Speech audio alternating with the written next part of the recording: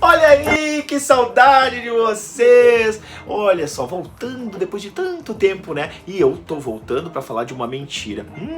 Uma mentira deslavada que está fazendo aniversário. Quer saber que mentira é essa? É bem rapidinho, não vou tomar muito teu tempo, então me acompanha. Me acompanha que a gente vai ver que mentira deslavada é essa que nos empurra um goela abaixo. Então, gurizada, vamos saber o que é que nos empurra um goela abaixo. Vou falar hoje sobre o golpe militar de 1964. Mas existe uma pequena divergência, né? Alguns dizem que o golpe foi no dia 31. Aliás, a historiografia oficial não fala nem que é golpe, disse que é uma revolução. Mas, vamos combinar, né, gurizada? 21 anos de engodo, de violência do Estado com o cidadão, sem democracia, isso é um golpe. Mas não vem ao caso, nós vamos falar de outra mentira, que é a mentira do dia 1º de abril, o dia da mentira, gurizada. O dia da... Vamos lá, galera, então, pra gente entender um pouco as origens do dia 1º de abril, sendo o dia da mentira, a gente tem que remontar o tempo. Então vamos lá. Dizem que até o século XVI, o Ano Novo era comemorado pela humanidade ocidental a partir da entrada da primavera. Logo, a partir do dia 20, 21, 22, 25 de março até a entrada de abril, era comemorada a passagem para o Ano Novo. Até que um rei chamado Carlos IX, o rei da França, resolve mudar toda essa parada e seguir o calendário gregoriano da igreja. E aí começam todos a comemorar o Ano Novo a partir do dia 1º de janeiro. Porém, nem todos seguiram as determinações do rei e muito menos da igreja. Então, ficou no imaginário que as pessoas que comemoravam a passagem do Ano Novo no dia 1º de abril eram pessoas tolas, eram pessoas bobas. E por isso, então, surge a mística do dia 1º de abril ser o dia dos tolos. Então retornar um pouquinho na história para a gente compreender o contexto que a gente está vivendo. A gente está falando da década de 60, uma década marcada, o início de uma década marcada por intensas corrupções. O Brasil devendo para o Fundo Monetário Internacional, uma grande crise devido à construção de Brasília e uma série de coisas. Nesse meio surge uma figura caricata, um cara caricatural chamado Jânio Quadros. Jânio Quadros então vem com a seguinte ideia: vamos varrer a corrupção do Brasil. E como o povo brasileiro adora buscar um mito, né, cara? Um cara que seja o arauto da moral. E aí este cara vai ser eleito. Só que as eleições na década de 60, elas são marcadas pela seguinte característica: o mais votado é o presidente, obviamente, e o segundo mais votado é o vice-presidente. Olha que pandemônio. Não que hoje não seja, né? Mas, naquele momento histórico, o vice-presidente de Jânio Quadros era simplesmente João Goulart. João Goulart, que pertencia ao partido de Getúlio Vargas, que era perseguido e odiado, principalmente pela imprensa da época, pelos setores mais conservadores da sociedade, inclusive setores ligados à construção civil. Tá em voga, hein? E aí o que acontece? Jânio Quadros renuncia. 7 meses de governo, tenta dar um golpe branco e renuncia ao poder. Condecora Che Guevara, faz uma pataquada, vai no Congresso, faz um chororô, mas não adianta. Bueno, mas e aí? Quem é que assume? Quem teria que assumir seria Jango. Né? Porém, Jango está em uma viagem internacional diplomática na tentativa de procurar reatar relações econômicas e comerciais.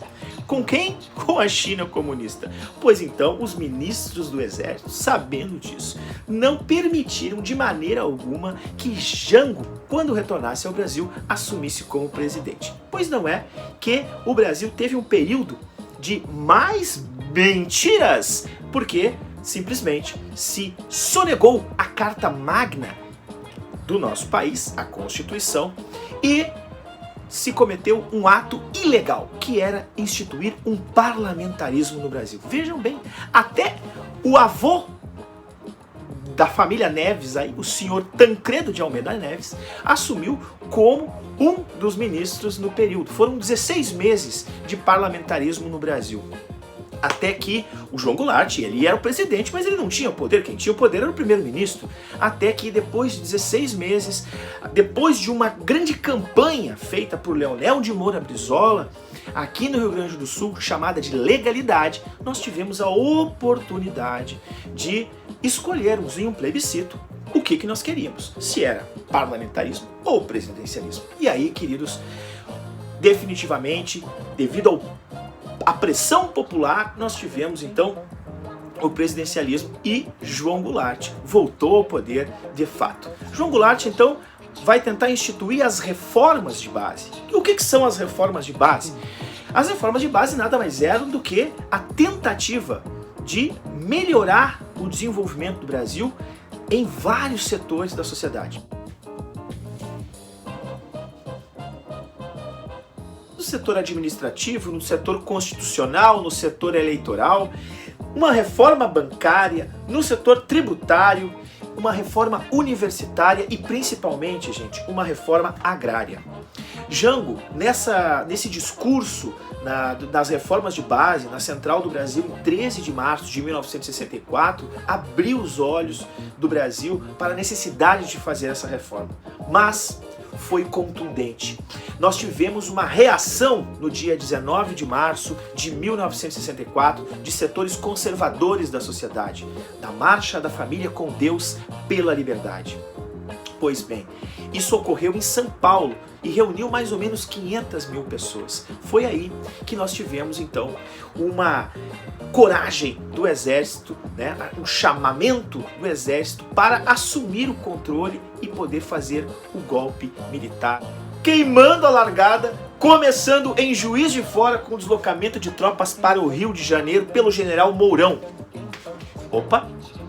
Não é aquele que tu tá pensando, é o Olímpio Mourão Filho, isso mesmo, que desloca tropas para o Rio de Janeiro. E aí, no dia 1º de abril de 1964, o presidente João Goulart, então, resolve ir para Porto Alegre, pegar um avião e se refugiar no Uruguai. Então, pessoal, esse meu vídeo já está ficando meio longo. Então eu posso dizer para vocês que, assim como o professor Marco Antônio Silva da USP disse, né, que o processo pode ter começado no dia 31, mas de fato ele veio a vigir no dia 1º. No dia 1º, o dia dos tolos, do dia 1º de abril. Outro, o professor Luiz Antônio da PUC, também de São Paulo, Luiz Antônio Dias, ele também disse que a melhor data para marcar o golpe é no dia 1º, porque antes quem era o presidente era o João Goulart. Então, queridos, a tentativa de dizer que o golpe foi uma revolução é justamente a tentativa de esconder que o golpe foi no dia dos tolos. Então, por isso que eu digo que, se tu não acredita nisso e acha que isso é uma mentira, vai estudar.